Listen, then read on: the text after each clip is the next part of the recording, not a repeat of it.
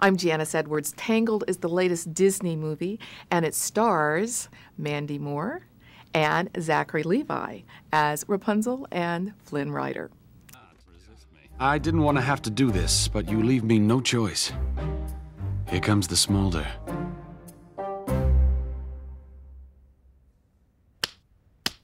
Welcome to you both, and thank you for being here in the Bay Area. Good to talk with you. Thank you very much. Thanks. This looked like so much fun to work on, but what we see is not what you had. You had sketches, and what was the process like when you two were creating these characters?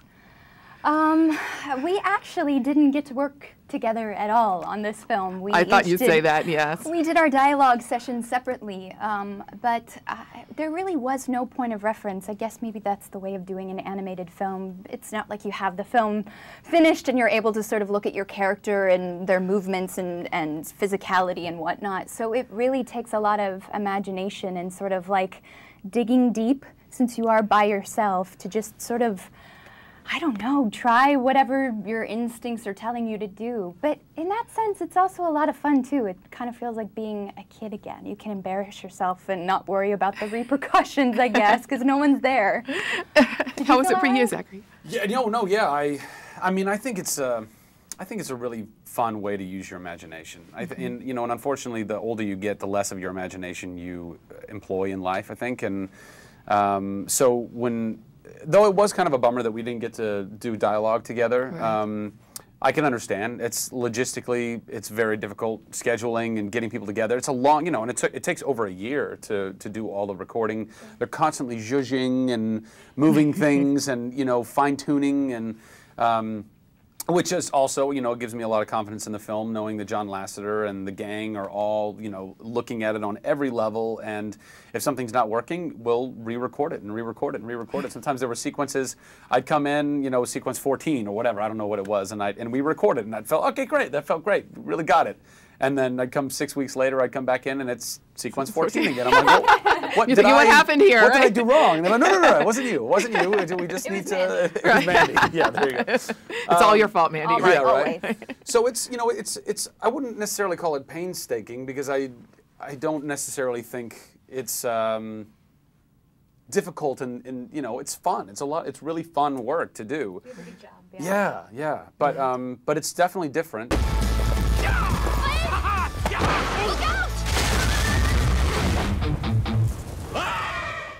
Different than doing live action, good and bad. I mean, there's no hair and makeup and wardrobe, so that's a lot of fun. Right. That's the easy part of it. Yeah. But you don't also, you don't have someone to work off of.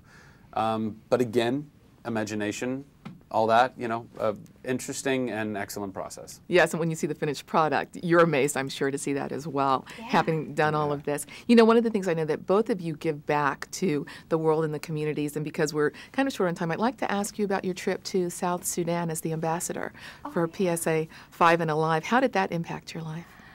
Oh gosh, it definitely sort of puts everything into perspective really quick. It's incredible to think that, wow, because of what I get to do, it sort of gives me this odd platform then to raise awareness about different causes. And I got to go and see a lot of the work that PSI and all of their partners on the ground, whether it's the UN Foundation or UNICEF or the Global Fund, different water programs that they've implemented.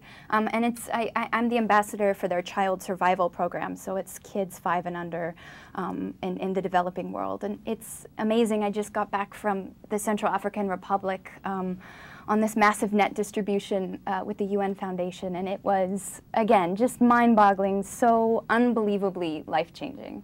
It's amazing how you're doing that in addition to the work that you're doing and music and being newly married. And I know, Zachary, you also like to give back. So why is it important for you to make those contributions in addition to the work that you do as an artist? Oh, well, I don't know. I mean, I think the world is a really beautiful and amazing place, but it's also, it's harsh, and I think we have to accept the reality of it, which is that some of us are very, very blessed. We're very blessed to get to do what we do, and I think seems kind of trite to quote Spider-Man, but with great power comes great responsibility, and I think when you're given the opportunity that we have and the resources that we have, it is our responsibility to wield that and utilize that for as much good as you can get out of it. We're given these platforms, whether we like it or not.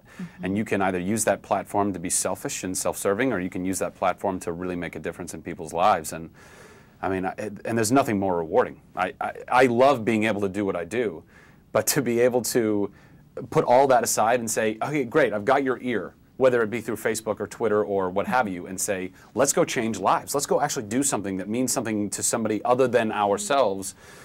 That's incredible, you know. It is incredible. And I know that that will last beyond whenever I'm gone from this planet, you know, so.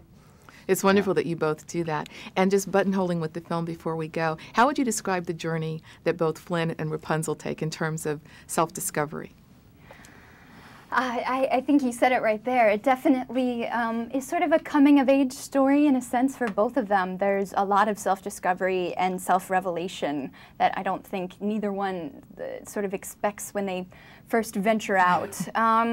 I love that at the end of the day, Rapunzel, a character who's lived 18 years in this tower with 70 feet of long magical hair, she's been told her whole life that that's what makes her special, is this magical hair of hers. But, you know, she comes to find out that it's something that's been within her all along. And perhaps that's obvious, perhaps it's a cliche, but I kind of don't think there's really no more important message than that, you know? Yes. How about you for Flynn? Well, I mean, you know, I think Flynn's journey is a little bit different, but it's the same in how it kind of progresses. I mean, you know, he's one person before he meets up with Rapunzel and goes on this adventure, and he's a very different person by the end of the film. Go, live your dream. I will.